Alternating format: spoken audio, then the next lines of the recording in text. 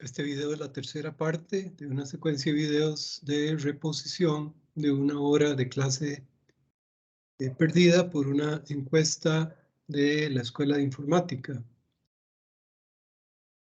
Vamos a tratar de reponer en este video lo que no se cubrió en el horario de las 10 de la mañana, pero tal vez ver el video para los demás grupos les sirva de autoestudio o de repaso también. Voy a usar la pizarra de las 10 de la mañana como punto de partida.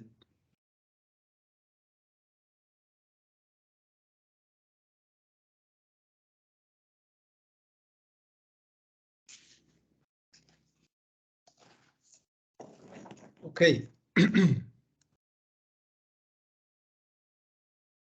Vamos a hacer esto un poquito más grande.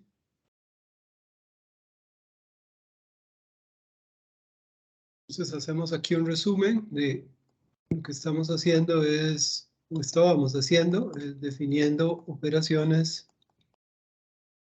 sobre relaciones.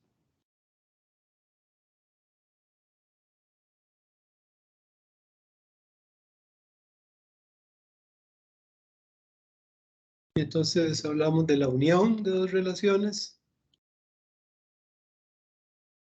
de la intersección de dos relaciones,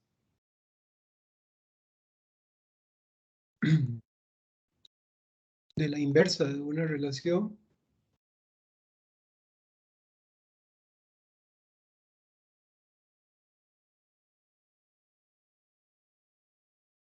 de la composición de relaciones, que denotamos con el símbolo una O minúscula.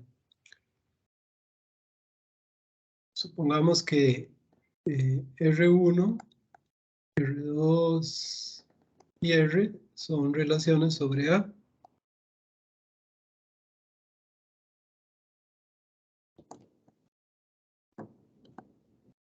Sobre un conjunto A. Entonces, esta relación es un conjunto de pares XY, tal que sucede alguna de estas dos cosas, o X se relaciona con Y por la primera relación, o X se relaciona con Y por la segunda relación. Entonces, nótese que la unión está sustentada en la operación O lógico. ¿Ok? Análogamente, tenemos la intersección, solo que en este caso el O se cambia por un I, con lo cual la intersección está sustentada por el I lógico. Recordando rápidamente, ¿verdad? La tabla del O, que solo es falsa cuando ambas es falsas, y siendo verdadera con solo que una sea verdadera. Y la tabla del I,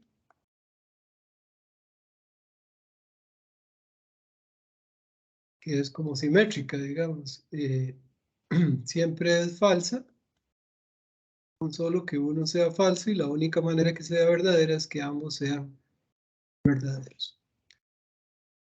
Y entonces, esta operación, esas operaciones son asociativas, son conmutativas y son distributivas una respecto de la otra. Y esas propiedades se van a heredar, porque como ellas son el sustento de la unión y la intersección de relaciones, se van a heredar. Entonces uno esperaría que esta operación sea conmutativa, o sea que se pueda cambiar el orden de las relaciones si no se altera el resultado. Eso se lo puse en parte en un ejercicio que le dejé en la clase anterior. La inversa es simplemente darle vuelta a los pares, o sea, serían los y, tal que X está relacionado con Y.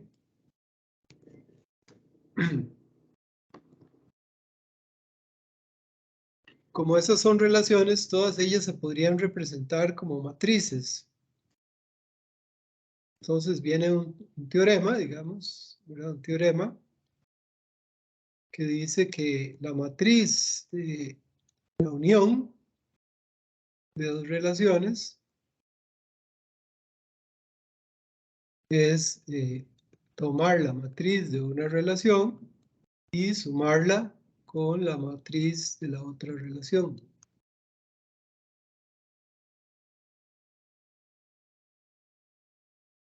En realidad, más que sumarla, sería tomar el lo lógico, ¿verdad?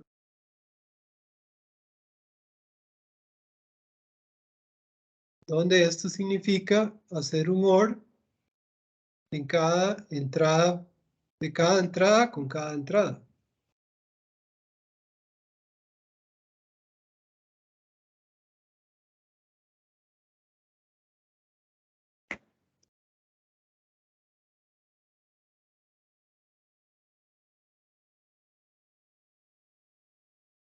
O lo que es lo mismo, si yo quiero averiguar qué hay en la entrada MR1 en la posición IJ, eso no es otra cosa más que tomar la posición I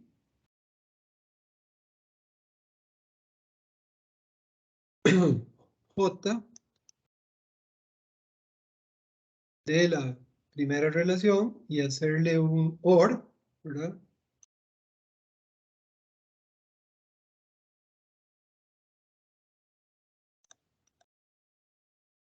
De la correspondiente entrada en la matriz de R2. Similarmente, tenemos que la matriz de R1 intersección R2 era de esperar, sería la matriz de R1 si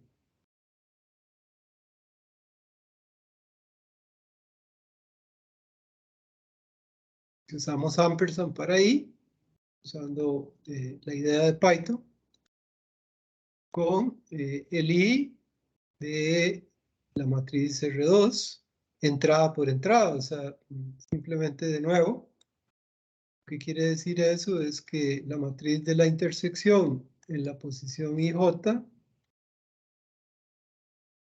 no es otra cosa más que la matriz de R1 en la posición IJ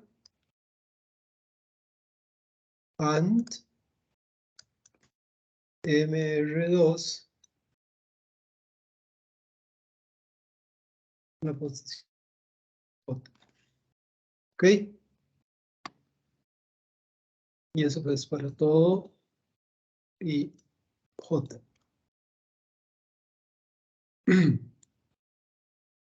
Tenemos que la matriz de la inversa termina siendo la transpuesta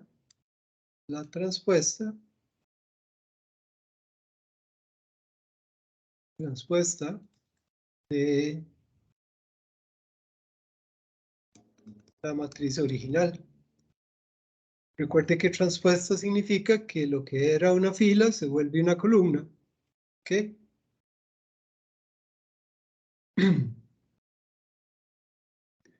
Lo cual entonces transfiere las operaciones de relaciones a operaciones de matrices de una manera muy natural. Por ejemplo, digamos, aparecen cosas interesantes, digamos, como que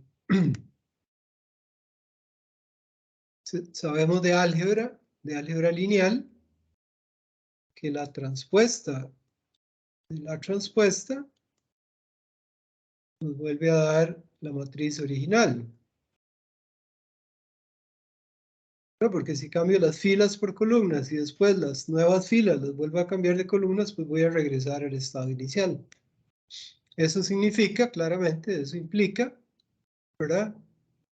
Que R a la menos 1 a la menos 1 es igual a R, porque si A es la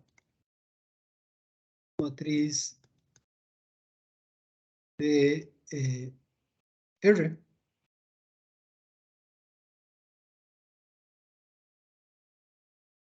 Eso sería que la inversa de la inversa es la relación original, ¿verdad? Dada esta propiedad. Inmediatamente también, por ejemplo, tendríamos que R1 intersección R2 tiene que ser igual a R2 intersección R1. ¿Por qué? Porque en el primer caso lo que tendríamos es la matriz de R1 intersección R2. Sabemos que esa matriz, por este teorema, es igual a el I de las dos matrices. Pero este es el I lógico y el I es conmutativo, por lo tanto le puedo dar vuelta.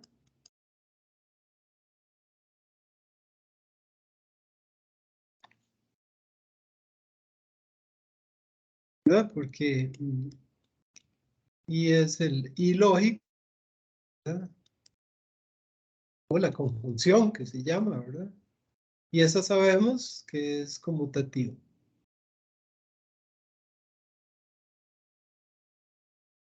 O sea, conmutativa quiere decir que se vale darle vuelta a los operandos y no se altera el resultado. Y esto que está aquí no es otra cosa más que la matriz de R1 intersección, de R2 intersección R1. Ese teorema es poderoso, ¿verdad? De la composición, de esa sí hablamos en todos los grupos, pero en el grupo de las 10 faltó un poco. Entonces, para eso, entonces, digamos que tenemos una relación R de un conjunto A en un conjunto B. Tenemos una relación S de ese conjunto B en un conjunto C. Nótese que para que la composición tenga sentido, esta relación y esta relación tienen que compartir ese B. O sea, el conjunto de llegada tiene que ser el conjunto de partida de la siguiente relación. Si no, pues la composición va a ser vacía. Pues no tendría sentido hacer la composición. Entonces, X se relaciona por la composición con un Y, sí, solo sí. Existe un Z. Obviamente ese Z tiene que estar en B, ¿verdad? Tal que X me permite llegar a ese Z, R me permite llegar a ese Z y después uso S para llegar a Y.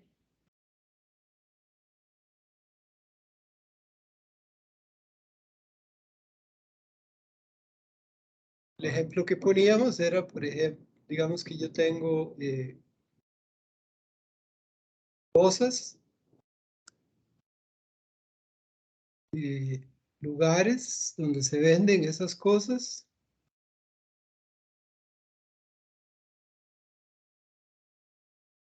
O sea, eso sería como decir A, esto es B, y digamos que C fueran precios. Entonces digamos que yo tengo una relación de A en B que sea comprar en, digamos, comprar en, entonces las cosas se compran en los lugares de venta. Y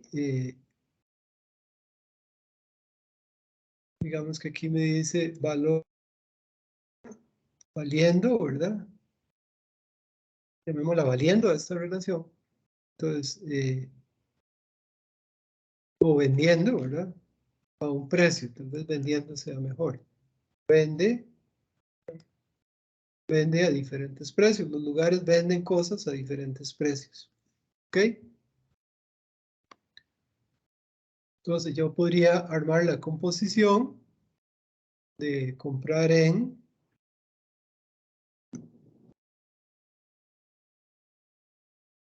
con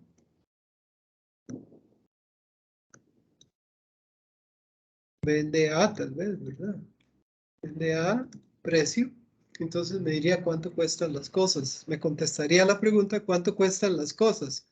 Para averiguar cuánto cuestan las cosas, habría primero que ir a ver dónde las venden y en cuánto las venden.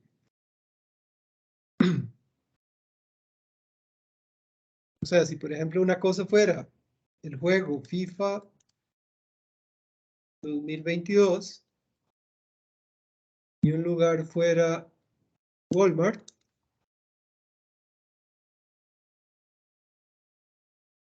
y digamos que haya diferentes ediciones de FIFA, digamos que haya una edición,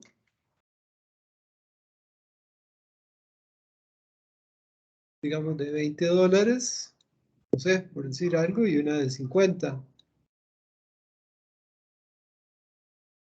También había diferentes Walmarts, digamos, Walmart Heredia o Walmart Alajuela, no sé si hay, sí, ¿verdad? Aquí no era FIFA, aquí, sino que era, bueno, digamos que FIFA lo venden en Heredia, lo venden en Alajuela, y digamos que en ambos casos cueste 50. Entonces, de FIFA 2 puedo llegar a 50 por la composición de comprar en y vende a. Nótese que en este caso hay dos zetas, ¿verdad? Hay dos maneras de llegar, ya sea ir a Heredia o ir a la Alajuela. En este caso obtengo el mismo precio, digamos. Espero que eso le aclare la composición. Ahora, un caso particular, digamos, es cuando yo quiero componer una relación consigo misma. Poner R consigo misma.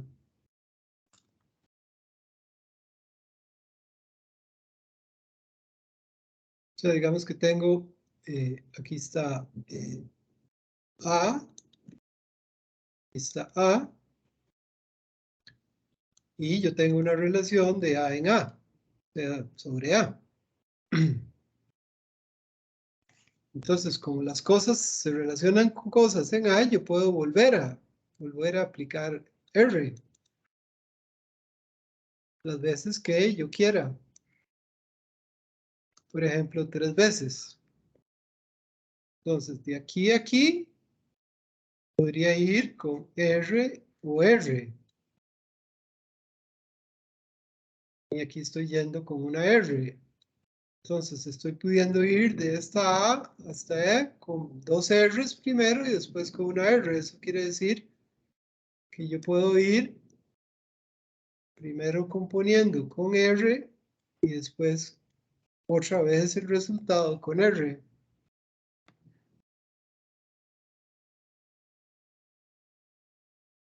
Pero nótese que lo pude haber hecho también así, digamos. Volvamos a como estaba originalmente. Digamos, A, R, A. Yo pude haber empezado yendo aquí. Entonces ahí estaría yendo por R o R. Pero yo puedo ir de aquí a aquí, ¿verdad? Porque esta R me permite viajar acá. Esta R, ¿verdad? La puedo usar para viajar aquí. Y después viajo por R o R el resto. O sea, en este caso estaría calculando R o R o R. Y no es muy difícil de ver que esas dos cosas son iguales, ¿verdad? Porque en general,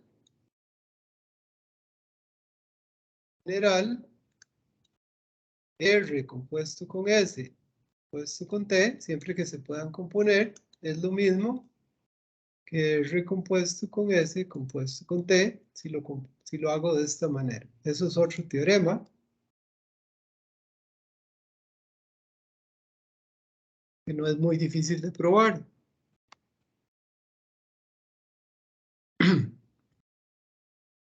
O sea, eso quiere decir que esta operación es asociativa.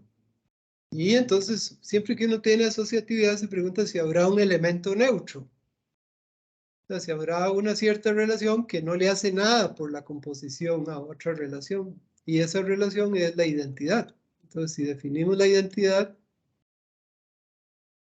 la relación, digamos que relaciona todo elemento consigo mismo.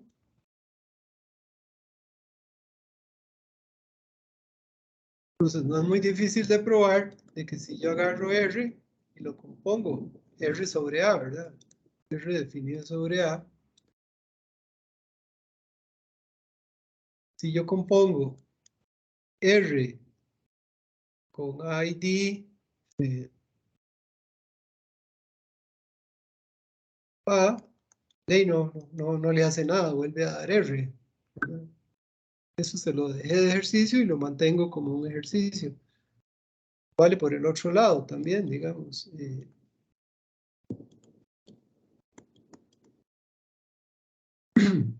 Eso quiere decir que la identidad, o sea, esta relación, es como decir un 1, como es el 1 de la multiplicación, x por 1, x, 1 por x, x. Y cuando uno tiene esas dos propiedades, entonces se pueden dar exponentes. Entonces simplemente uno dice, voy a definir r a la 0, o sea, acuérdense que en matemática, un número elevado a la 0 es igual a 1. Y un número elevado a la n no es otra cosa más que x por x n veces.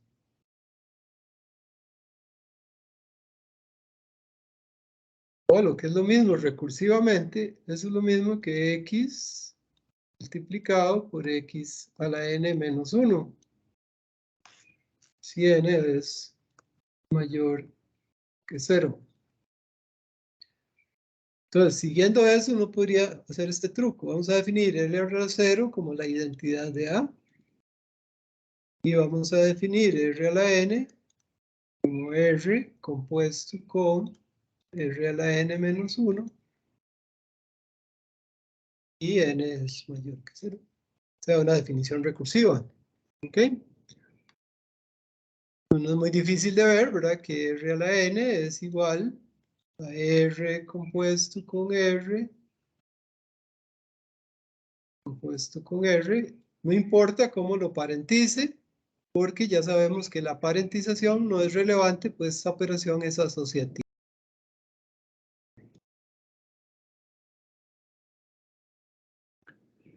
Entonces, voilà, tenemos exponenciación, lo cual es muy hermoso. Entonces, el ejemplo que poníamos es, por ejemplo, digamos R, digamos que A sea personas,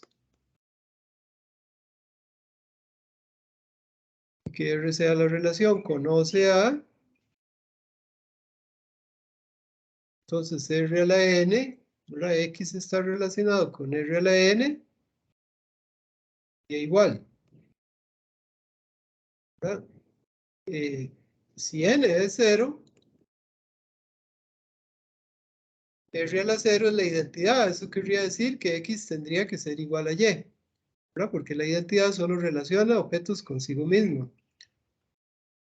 Si N es mayor que 0, querría decir que X está relacionado por R con un Z y ese Z está relacionado con N-1 veces con un Y. O sea, ¿esto qué querría decir? Que esto es conoce n veces, digamos, conoce n veces. Entonces, R a la n significaría o que X es igual a Y, o que X conoce a alguien, y ese alguien conoce n-1 a veces, digámoslo así, conoce a alguien que conoce a alguien que conoce a Y. Espero que eso esté claro. Dele vuelta en cámara lenta y lo puede reconocer. Y eso de conoce a, es muy importante en redes sociales, ¿verdad? Porque si yo calculo R a la N para una red social, lo que estoy es tratando de lograr conexiones, ¿no? Conexiones más cercanas. Eso sí lo expliqué en los 3 grupos. Y creo que les gustó la analogía y entonces no voy a profundizar más en eso. Lo que sí faltó en el grupo de los 10 es enfatizar en las operaciones de matrices. Entonces, por aquí teníamos un ejemplo que íbamos desarrollando en el grupo de las... Vamos a ver si lo tenemos por aquí.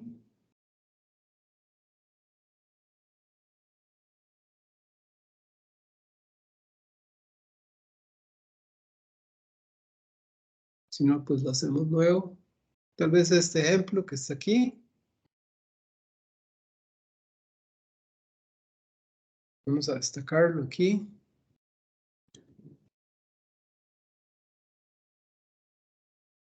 Igual. ABCD.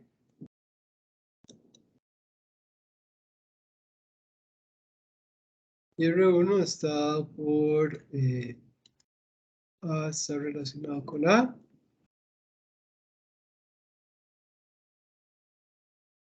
A está relacionado con B.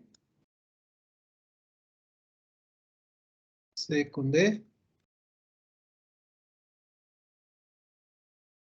Creo que me apresuré a cerrar esto. Y R2 es... R2 es B con B. C con D.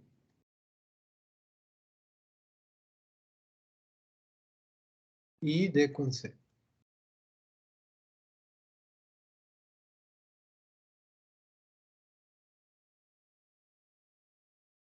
Entonces queremos modelar esto modelar en NumPy.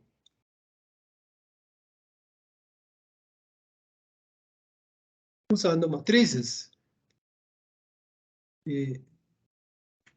Dentro de esto que íbamos escribiendo aquí, nos falta un teorema para composición. Dice que la matriz de la composición de dos relaciones no es otra cosa más que la multiplicación de esas dos matrices.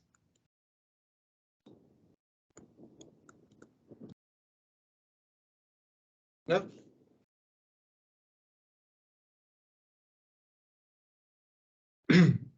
Donde para multiplicar matrices, recuerde que usted agarra una fila y agarra una columna de la otra matriz y toma esta fila y multiplica entrada a entrada, o sea, esta entrada por esta entrada por esta entrada, y así sucesivamente hasta la última entrada, este por este por este, y así sucesivamente hasta el último, y el resultado lo suma, y digamos que eso es la fila I, y esa es la columna J. Entonces, en la matriz resultante, en la fila I y en la columna J, lo que va a haber es ese resultado, ¿verdad?, de la sumatoria. Digamos, si esta se llama A y esta se llama B, sería la sumatoria de A sub I, K, multiplicado por B sub K, J, para todos los valores de K posibles, ¿ok?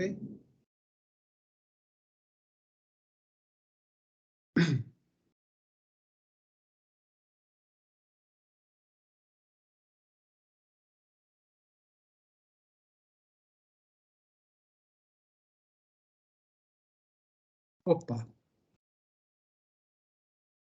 Ok. Entonces, esa es la maquinaria que teníamos. Entonces, vemos un poquito con eso. Entonces, lo que hicimos fue crear un archivo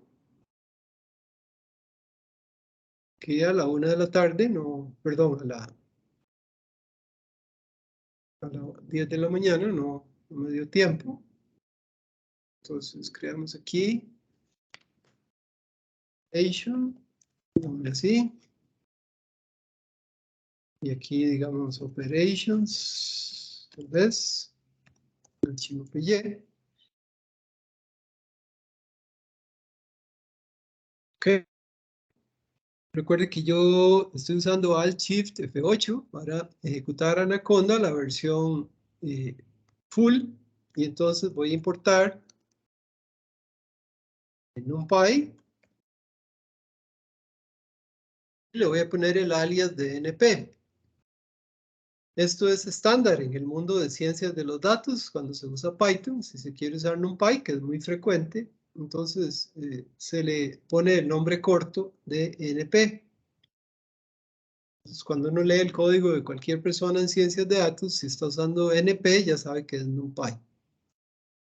En NumPy lo que me tiene son representaciones matemáticas de objetos matemáticos para facilidad y más eficiencia que Python. Entonces, por ejemplo, si mapeamos el R1 primero en Python,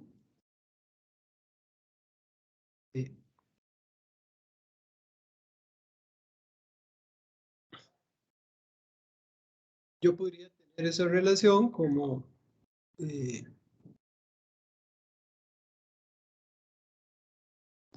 hacer lo siguiente.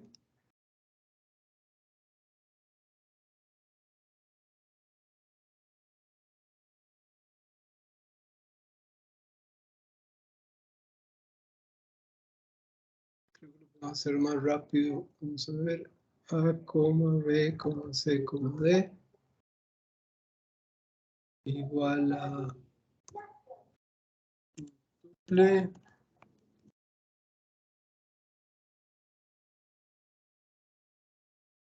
Y abrimos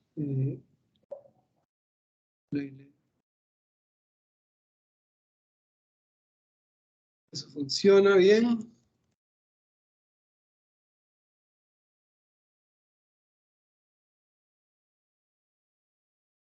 Okay.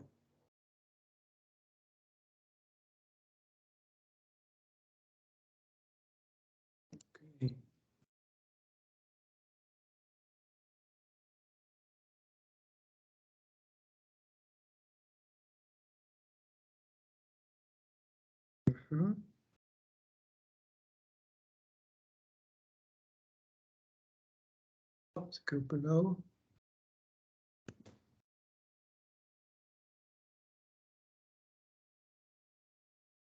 No sé por qué no quiere correr.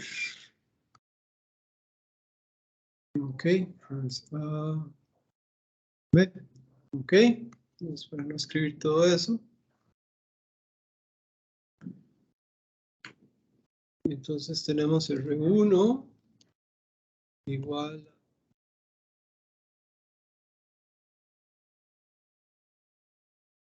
a, A, B,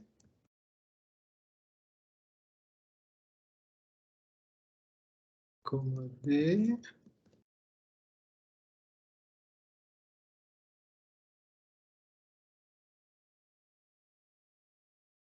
igual a B, D. Ir un poquito más del tiempo que había planeado. Y de C. Ok. Pues tenemos R1, ¿verdad? Y R2. Entonces, si yo quisiera calcular la composición, entonces yo tendría que caminar por esta lista. Por ejemplo, digo, este A va con una A. Y venir a caminar por esta lista buscando ver con quién va A. Como A no va aquí con nadie, entonces no puedo relacionar el primer A través de A con nadie. Camino a este y diría, este A va con B. Entonces veo a ver con quién va B aquí. B va solo con B. Entonces en la composición Eso querría decir que si yo calculara la composición, habría un par, ¿verdad? A, B. Espero que esté claro para los que están viendo el video. Entonces, A puede ir a B, con B puedo ir a B, entonces en la composición puedo ir a B. Y así sucesivamente con el resto, digamos.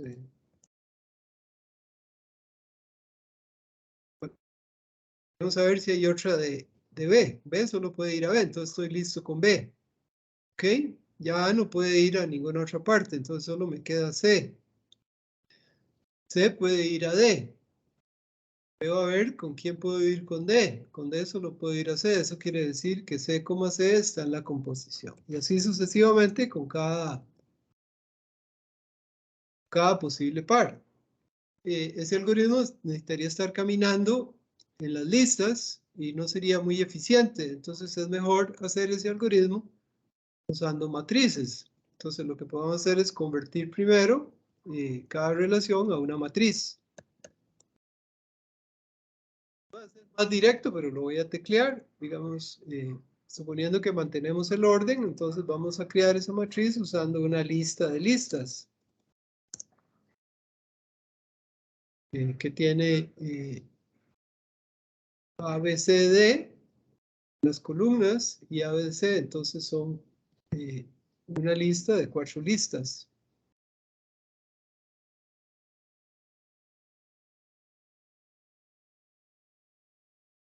Y digamos que si respetamos el orden, entonces diríamos A con A, entonces iría un 1 ahí.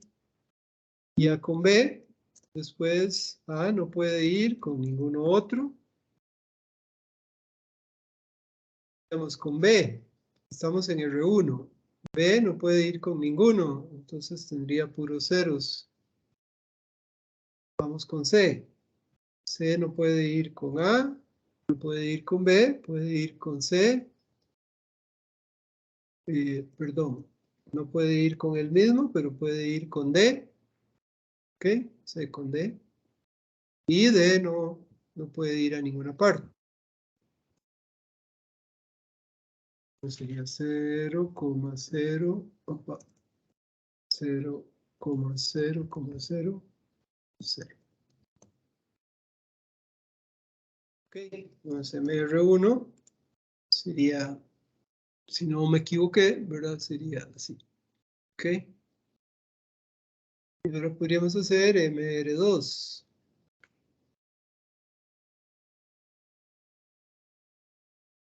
Entonces, en el caso de A no puede ir a ninguna parte. Entonces, tendríamos puros ceros en A. La fila de B tiene un 1 aquí porque puede ir a sí mismo, pero nada más. La fila de C puede ir a D. D puede ir a C. Esta sería la matriz de MR2.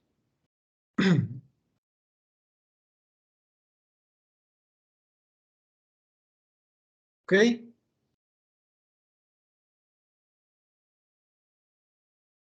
Y entonces, si yo quiero averiguar MR1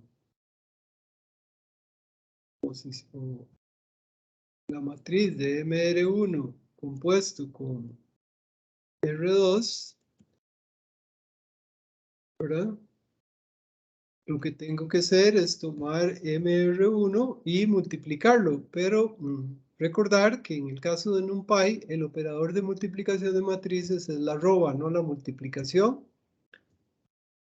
Entonces, si yo multiplico eso, esa sería la matriz de la composición que tiene A con B, ¿verdad? A con B y C con C, que era lo que nos había dado aquí arriba cuando lo hicimos a mano. Espero que eso esté claro. un poco más de detalles, digamos. Esos objetos en Matrix son objetos hechos con orientación a objetos, como es lo normal en Python, o sea, pertenecen a una clase que se llama Matrix, que está en NumPy, en el módulo NumPy. Y como tal, pues tienen métodos, digamos, un montón de métodos a los cuales les podemos sacar provecho, ¿verdad? Producto, mínimo, media, ¿verdad? Un montón de cosas ahí.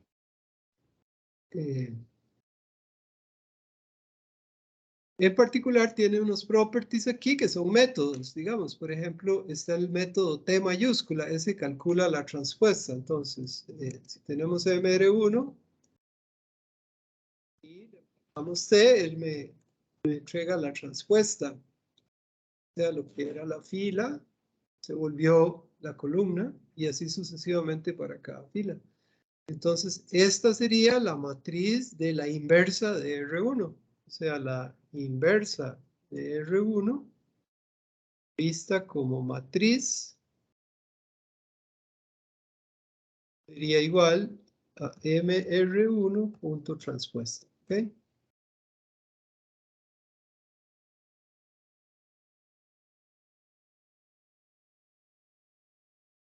Yo creo que esto es básicamente lo que me da el tiempo para cubrir. Espero que le haya servido de repaso a los que no lo vieron y a los de las 10 de la mañana para completar el material. Lo de grafos y eso, que en algunos de los grupos lo mencioné, en todos los grupos lo mencioné, lo tomamos o lo retomamos en la próxima clase. Y lo que usamos fue el ejemplo de coloración de un grafo como introducción. Nos vemos el próximo lunes. Buen fin de semana a todos y a todas.